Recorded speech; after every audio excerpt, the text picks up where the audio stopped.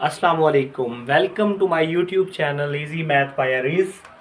तो previous chapter अल्लाह ताला के फजलो करम से हमारा सही तरीके से एंड हुआ और आज हम चल रहे हैं नेक्स्ट चैप्टर 3 की तरफ, जिसका नाम सेट एंड फंक्शन से मंसूब है। आज हम देखेंगे कुछ बेसिक कंसेप्ट्स और डेफिनेशंस को चैप्टर 3 की। तो फर्स्ट ऑफ ऑल हम आज सीखने वाले हैं सेट के मुतालिक। जैसा कि आपने प्रीवियस क्लासेस 6, 7, 8 के अंदर भी सेट के बारे में पढ़ा हुआ है, तो वही डेफिनेशंस आज थोड़ी रिकॉल करवाने लगा हूँ आप लोगों को। सारे कंसेप्ट वही ओल्ड हैं जो आपने प्रीवियस क्लासेस के अंदर पढ़ रखे हैं। तो पहली चीज़ है सेट। सेट के अंदर ना ये कलेक्शन आप लेते हो वेल डिफाइंड और डिस्टिंक्ट एलिमेंट या ऑब्जेक्ट्स की। देखें, आप लोगों को मैं सबसे पहले वेल डिफाइन और डिस्टिंक्ट एलिमेंट को ज़रा क्लियर कर दूं। ये दो कंसेप्ट वेल डिफाइन इस तरह से होता है जैसे हम कहते हैं कि एक क्लास है, उसके अंदर शरारती बच्चों की तादाद। अब सारे जो टीचर्स हैं मुख्तलिफ सब्जेक्ट्स के, हर टीचर अपने अपने लिहाज से बच्चों का ग्रुप बनाएगा कि जी ये शरारती हैं। इस तरह से ये कोई वेल डिफाइन चीज़ नहीं है। अब वेल डिफाइन क्या है? जैसे हम कहते हैं अल्फ़ाबेटिक का सेट हो गया, हम कहते हैं जी वेदर्स का सेट हो गया, तो ये एक वेल डिफाइन सी चीज़ है। तो है मुख्तलिफ चीज़ों की कलेक्शन है, इसलिए हमने ये वर्ड यूज़ किया है डिस्टिंक्ट एलिमेंट या ऑब्जेक्ट। उसके बाद सेट को हम जाहिर करते हैं हमेशा कैपिटल लेटर से, ठीक है। ए बी सी जो भी होगा कैपिटल ही होगा, और जो सेट के अंदर लिखे हुए एलिमेंट्स होते हैं उनको हम स्मॉल लेटर से जाहिर करते हैं। ये मैंने टोटल प्रेजेंटेशन भी यहाँ पे दे रखी है, A is equal to A B C, यानी सेट को कैपिटल ए से जाहिर किया हुआ है और एलिमेंट को मैंने छोटे नंबर से लिखा हुआ है ए बी सी से। तो किसी भी सेट को एक्सप्रेस करने के हमारे पास 3 वेज होते हैं। First descriptive, second tabular, third set builder notations. Descriptive बयानिया तरीका कहते हैं इसको, बयान करना, अल्फाज में हम लिखते हैं इसको। डिस्क्राइब इन वर्ड्स भी कह सकते हैं। आप कैसे कह सकते हैं? देखिए, हम एक चीज़ लिखते हैं यहाँ पर, जैसे हम कहते हैं जी ये नेचुरल नंबर का सेट है 1 2 ये 3।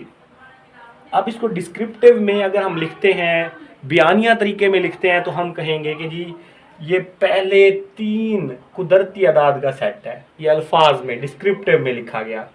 उसके बाद टेबुलर क्या होता है? लिस्टिंग ऑफ एलिमेंट, यानी एलिमेंट्स को लिस्ट बनाकर लिख देना। जैसे ये लिखी हुई है ऑलरेडी 1 2 3 4 5 6, ऐसे ये चलता जाएगा सारा निज़ाम जो है ना, ये टेबुलर फॉर्म कहलाती है जब आप सेट्स की लिस्टिंग कर देते हो तो।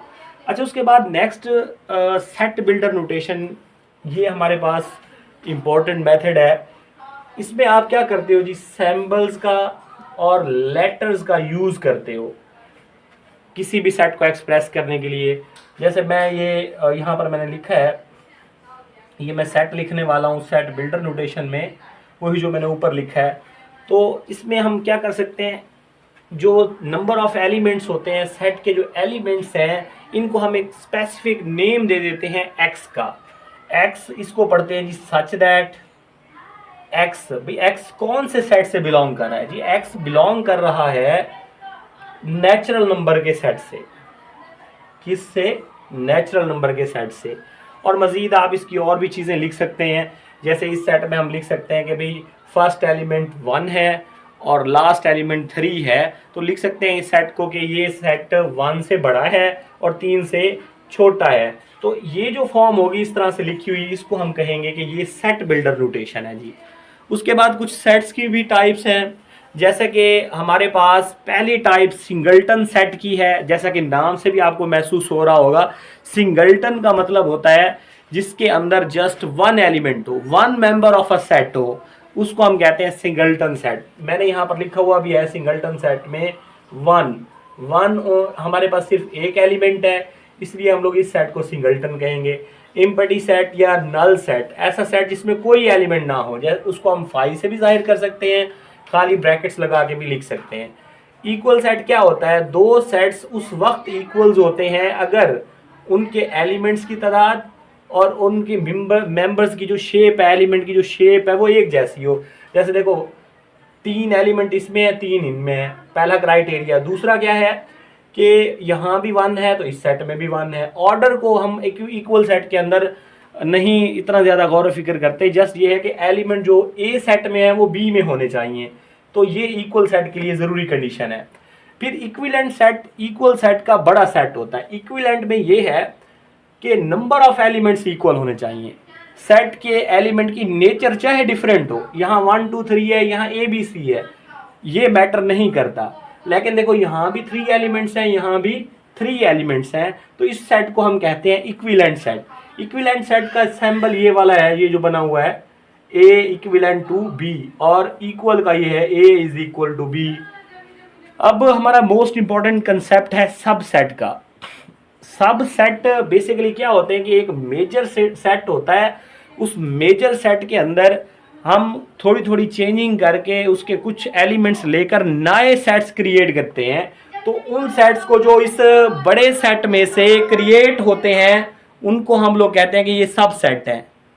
अब देखें हमारे पास जैसे पहला सेट हमेशा इम्पटी सेट होगा, इसलिए कहा जाता है कि हर इम्पटी सेट सब सेट होता है। तो देखें ये हर सेट के अंदर पहला सब सेट ये इम्पटी सेट या फाई आएगा। उसके बाद हम फर्स्ट एलिमेंट को लिख देंगे, फिर सेकंड को, फिर थर्ड को, फिर उसके बाद दो दो को कंबाइन करना शुरू कर दें, 1 और 2, फिर 2 और 3, फिर उसके बाद पूरे सेट को आप कंबाइन करके लिख दें 1 2 3। अब हम कह सकते हैं कि जो ए है ये सब सेट है बी का, यानी लिखने का तरीका मैंने बताया कि ए सब सेट है बी का, तो उसको हमने ऐसे लिखा है। यानी इसका मतलब ये है कि ए के तमाम एलिमेंट बी में हैं। अगर दोनों में इक्वल एलिमेंट हो, एक जैसे हो, तो इसके लिए हम फिर सब सेट के नीचे ये इज इक्वल टू का साइन भी लगा देंगे। इसकी एक सिंपल सी एग्जांपल और भी दी गई है कि नेचुरल नंबर का जो सेट है वो सब सेट है होल नंबर्स का। आपको पता है होल में 0 एक्स्ट्रा होती है, तो नेचुरल का पूरा सेट कंटेन कर रहा है होल में, लेकिन होल में 0 क्या है, एक्स्ट्रा है, इसलिए मैंने नीचे इक्वल टू का साइन नहीं लगाया। अब पावर सेट क्या होते हैं? पावर सेट का ये मतलब है कि ऑल सब सेट, किसी भी बड़े सेट के जो पॉसिबल सब सेट्स होते हैं उनका जो टोटल सेट होता है वो हमारे पास पावर सेट कहलाता है।